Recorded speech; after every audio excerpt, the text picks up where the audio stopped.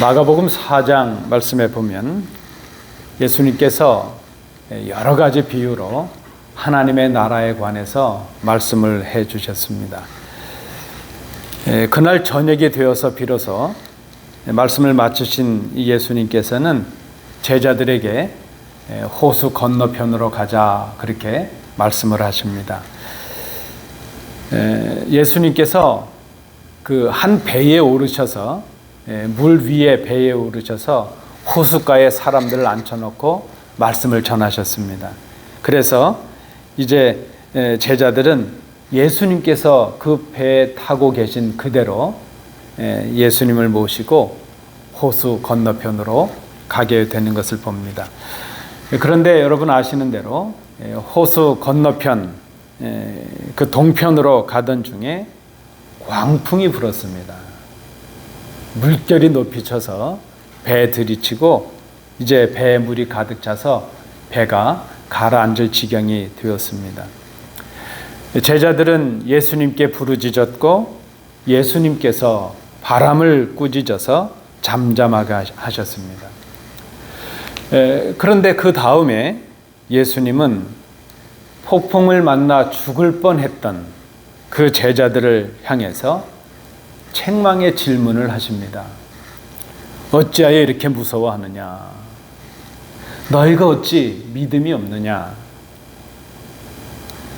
이 폭풍을 만난 제자들에게 주시는 오늘 이 본문의 예수님의 말씀을 통해서 폭풍이 불어오는 것 같은 이 시대를 살아가고 있는 우리 믿음이 어찌해야 될 것인가 하는 것을 믿음의 자세를 생각해 보고자 합니다. 오늘 본문에서 우리가 첫 번째로 발견하는 주제입니다. 예수님을 따르는 제자들에게 폭풍이 왔다 하는 것입니다. 말씀드린 대로 지금 이 제자들은 예수님을 모시고 호수의 동쪽 건너편으로 가고 있습니다. 5장 1절 말씀에 보면 거라사 지방이라 이렇게 나타납니다. 제자들은 방금 전에 예수님께서 비유로 주셨던 하나님의 나라에 관한 말씀을 들었습니다. 하나님께서 인도하시고 하나님께서 다스리심으로 하나님 나라의 풍성함을 얻게 하신다는 바로 그 말씀입니다. 제자들을 하나님 나라의 씨앗이 되게 하시고 풍성한 열매를 거두게 하실 것이라는 그 말씀이었습니다. 여러분 한번 상상해 보십시오. 그 말씀을 들은 제자들은 얼마나 가슴이 벅찼을까요? 아마 각자 나름대로 벅찬 감격과 꿈을 가지고 지금 예수님을 모시고 호수를 건너가고 있었을 것입니다. 그런데 그런 제자들, 그 말씀의 감격을 가지고 가는 예수님을 모시고 함께 가는 제자들에게 들이닥친 것은 갑작스러운 광풍이었습니다.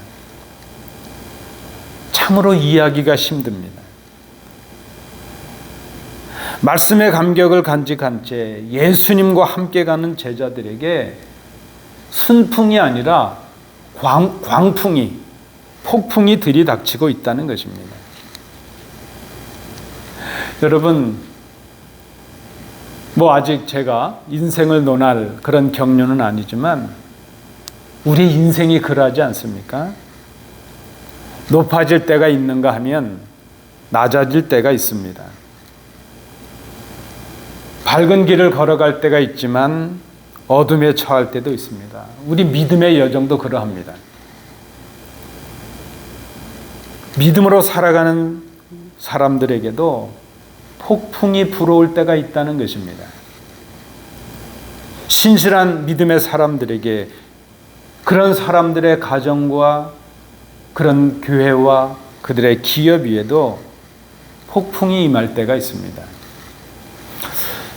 출애굽기에 보면 하나님께서는 애굽에서 고난받던 이스라엘 백성들의 부르짖음을 들으셨습니다.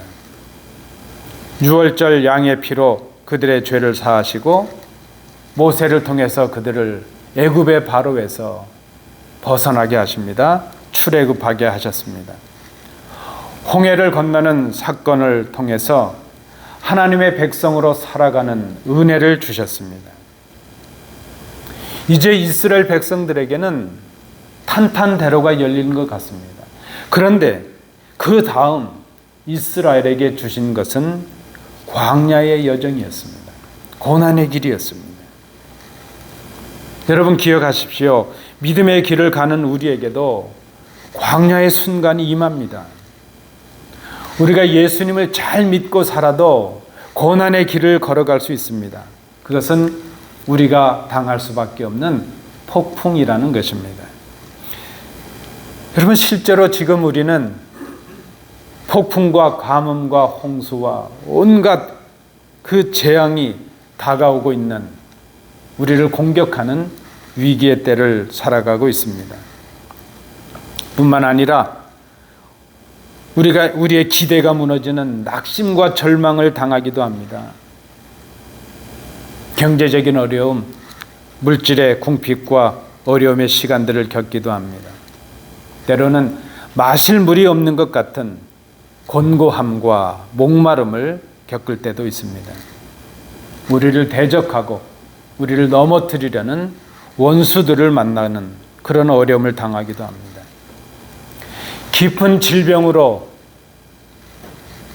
우리가 고독한 순간을 맞이할 때도 있습니다.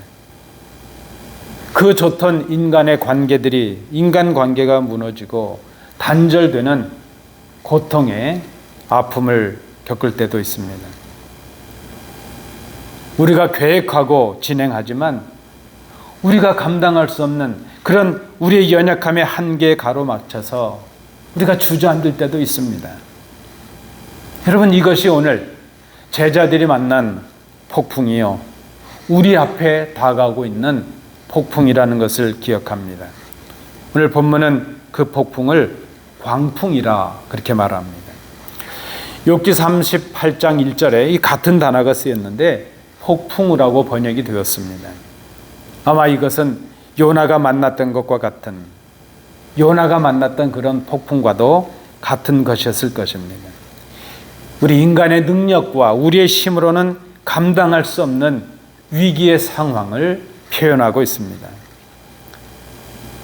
제자들, 지금 예수님을 모시고 이 풍랑을 겪고 있는 제자들, 그들의 대부분은 이 호숫가에서 잔뼈가 굵은 어부 출신들이었습니다.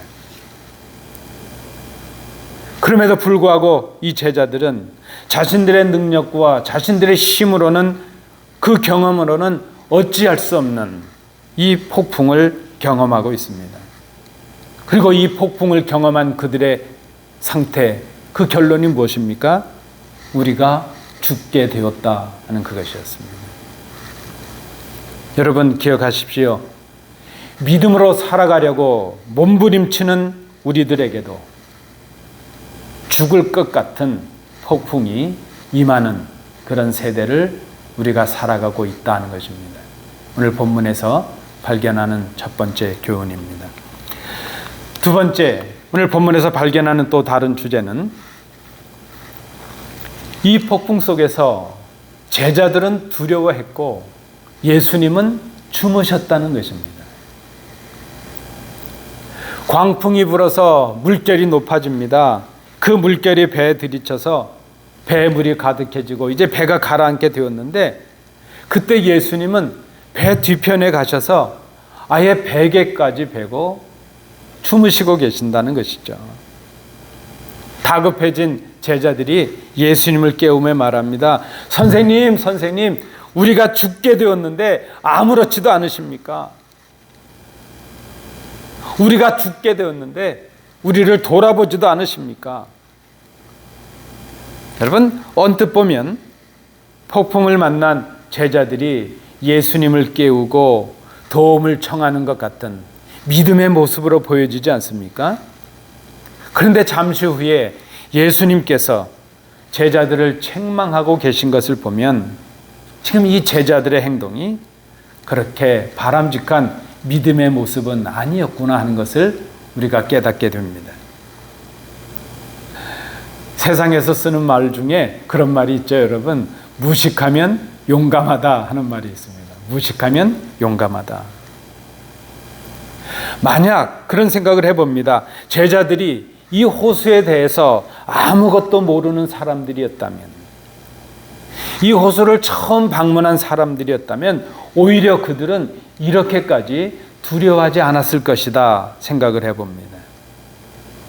말씀드린 대로 지금 이 제자들의 대부분은 이 호수에서 평생을 어부로 살아왔던 그런 사람들이었습니다.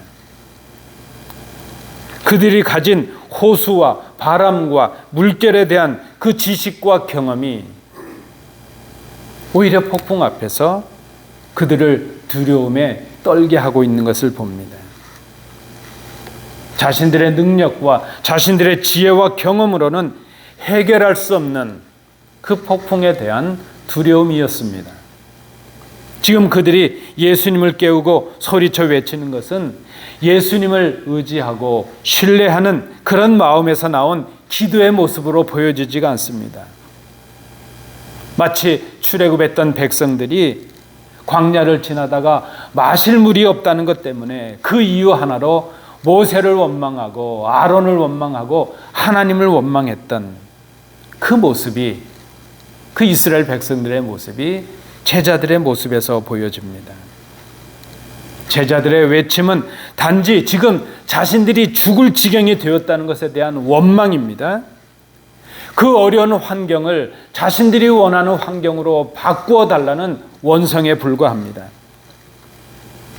제자들인 자신들을 보호하고 인도해야 될 예수님, 그분이 지금 스승과 선생의 도리를 다 하지 못하고 있다는 그런 원망으로 보여집니다. 그런 마음이 이 제자들의 외침 속에서 보여집니다. 여러분, 우리의 인생 앞에, 우리의 믿음의 여정 앞에 폭풍이 불어올 때가 있습니다. 이 폭풍이 불어올 때에 우리의 선택은 폭풍을 보면서 두려워하든지 그 폭풍을 인하여 예수님을 바라보든지 두 가지일 것입니다. 폭풍이 몰려올 때에 바람과 물결을 보면서 소리치는 것, 그것은 원망이요 두려움입니다. 그것은 기도가 아닙니다. 주님을 향하여 소리를 칠지라도 그것은 기도가 아닙니다. 기도는 그 폭풍의 자리에서, 그 폭풍 속에서 폭풍을 이기게 하시는 예수님을 바라보는 것입니다. 제자들은 죽게 되었다고 아우성인데 예수님은 편안하게 주무시고 계십니다. 제자들에게는 죽을 것 같은 위기의 문제인데 예수님께서는 편안하게 주무실 수 있는 상태입니다. 여러분, 우리가 기억해야 됩니다. 우리들에겐 문제인데 예수님께는 문제가 아닐 수 있다는 것입니다. 가끔 제가 우리 자녀들을 이렇게 어린 시절을 지나오면서 보니까 우리 어린 자녀들이 어릴 때에 나름대로 심각한 문제라고 생각하고 고민하고 두려워할 때가 있었던 것을 봅니다. 그런데 부모의 입장에서 보면 문제도 아니에요. 아무것도 아닌데 그저 문제로 생각하고 두려워하고 그저 낙심하고 그럴 때가 있는 것을 봅니다. 우리들의 모습이 그렇지 않을까 생각합니다. 폭풍 앞에서 제자들은 두려워했고 예수님은 주무셨다. 우리에게 폭풍이 다가올 때 우리도 선택할 수 있어야 될 것입니다. 마지막 세 번째, 오늘 본문에서 발견하는 또 다른 주제입니다. 제자들이 폭풍을 두려워한 이유는 믿음 때문이었다는 것입니다. 이것을 번역하는데 그들의 믿음이 부족했기 때문이라 이렇게 번역을 영어로 하였습니다.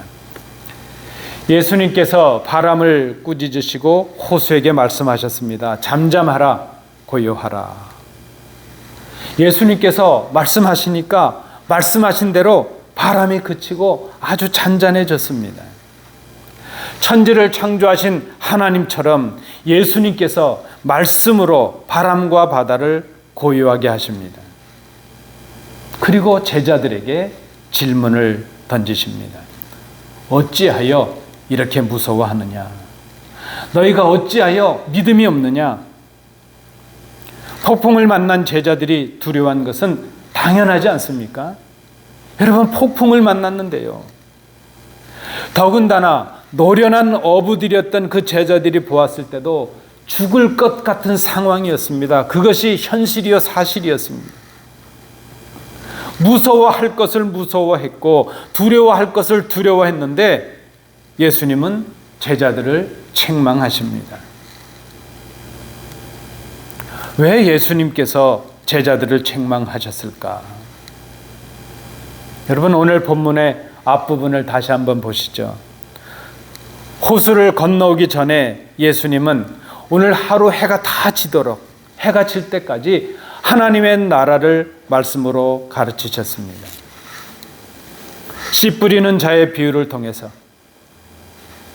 믿음의 나라, 하나님의 나라는 길가밭, 돌짝밭, 가시떨기밭처럼 열매를 맺지 못하는 유혹과 시험을 이기고 좋은 땅이 되어서 열매를 풍성히 맺어야 한다 하는 말씀을 주셨습니다.